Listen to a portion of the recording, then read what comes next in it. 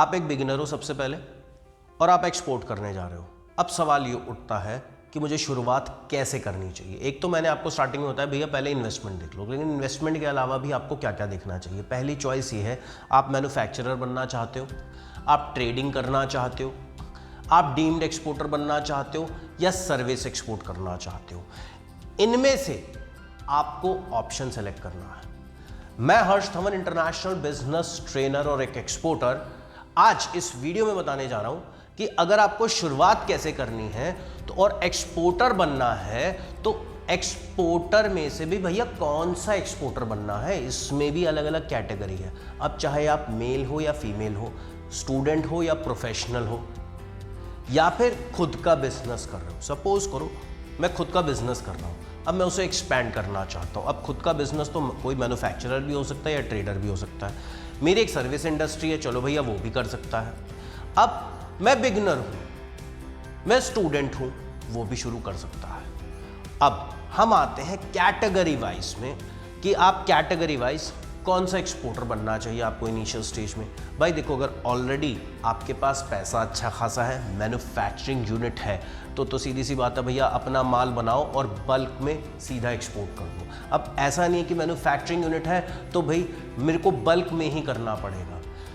जितने भी एक्सपोर्टर हैं या जो लोग नए एक्सपोर्टर बनना चाहते हैं उनको मैं एक चीज़ बता दूं, इसमें पैसे का ऐसा कुछ नहीं है, कम पैसों में नहीं हो सकता कि ज़्यादा में ही करना है। अगर मैं मैन्युफैक्चरर हूं तो भी, तो मैं मैन्युफैक्चरर को भी यही कहूँगा पहले कम पैसों में शुरू करो।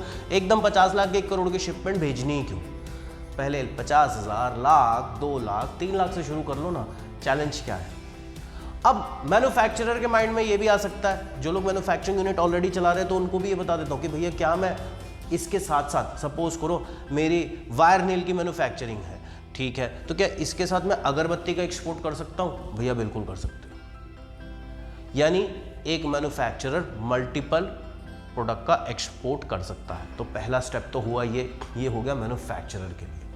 अब हम उन लोगों के लिए आते हैं जो कि स्टूडेंट्स हैं, पढ़ रहे हैं, जो लोग जॉब कर रहे हैं, मेल फीमेल, मैं यहां दोनों की बात कर रहा हूं। फीमेल्स जो कि होम मेकर भी हैं,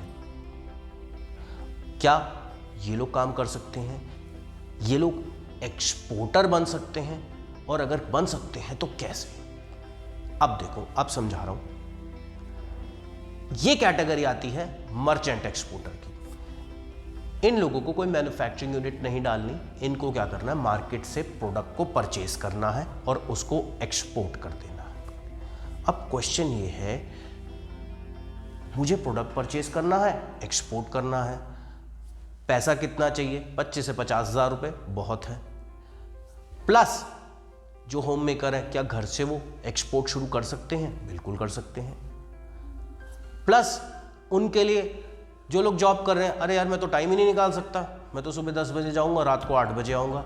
भैया दिन में 1 से 1.5 घंटा निकाल सकते हो, आधा घंटा निकाल लो, वो भी नहीं निकाल सकते तो वीकेंड निकाल सकते हो, सिर्फ सैटरडे संडे वो निकाल लो।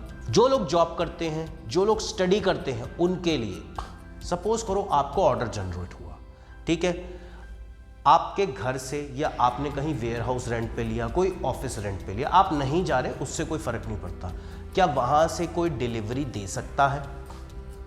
आपको सिर्फ ये अरेंजमेंट करना है। देखो, जब भी ऑर्डर आएगा डिलीवरी तो हमें देनी है ना, आप दे दो या आपके बिहाफ पे कोई भी दे दे, चाहे आप एम्प्लॉय रख लो, चाहे घर का कोई भी फैमिली मेंबर है। सपोज करो अगर मेरे फादर हैं, घर पे हैं और वो रिटायर हैं, घर पे रहते हैं, पेरेंट्स घर पे रहते हैं, तो मुझे कुछ नहीं करना। मेरे पास ऑर्डर जनरेट हुआ, मैंने घर पे सामान रखा हुआ है, उन्होंने उठा के दे दिया, दैट्स इट। इतना कर सकते हो, इतना कर सकते हो तो मर्चेंट एक्सपोर्टर बन गए कम पैसों में। अब देखो, इधर से जॉब की कमाई भी हो रही है, इधर से बिजनेस भी शुरू कर लिया, हो गया। अब ये फीमेल और मेल्स दोनों के लिए है। स्टडी भी कर रहे हो तो भी आपका फ़ायदा। अब जो लोग स्टडी कर रहे हैं वो कहते हैं सर मेरे तो एग्ज़ाम आएंगे, मैं हैंडल कैसे करूँगा?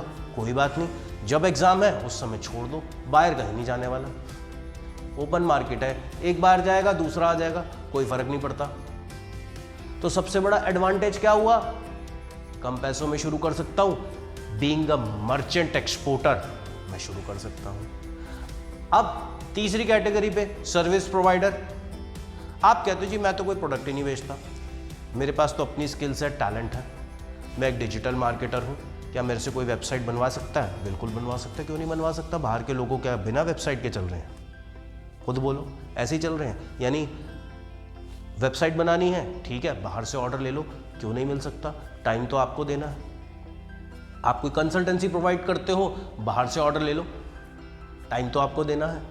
तो ये आपके पास पूरे 24 घंटे हैं। इंटरनेशनल ट्रेड 24 घंटे का मार्केट है, और उस 24 घंटे में किस घंटे आपने काम करना है, ये आपका सिलेक्शन है। इसीलिए इंटरनेशनल ट्रेड में पैसा ज्यादा है और आप कम समय में भी अच्छा पैसा कमा सकते हो। यार पार्ट टाइम अर्निंग भी कर रहे हो तो क्या दिक्कत क्या है? कुछ एक्स्ट्रा बन ही रहा है ना, तो फिर चैलेंज किस बात का है?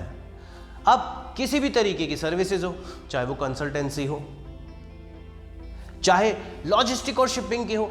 अब एक ट्रांसपोर्टर है, वो ट्रक डोमेस्टिकली चलाता है, कोई बात नहीं, डोमेस्टिक चला ले, बट अगर वो कोरियर सर्विसेज ओपन करता है, इंटरनेशनल कोरियर की कोई एजेंसी ले लेता है, ट्रक और सोर्सेज लेबर उसके पास तो है, तो वो भी तो एक सर्विस हो गई ना।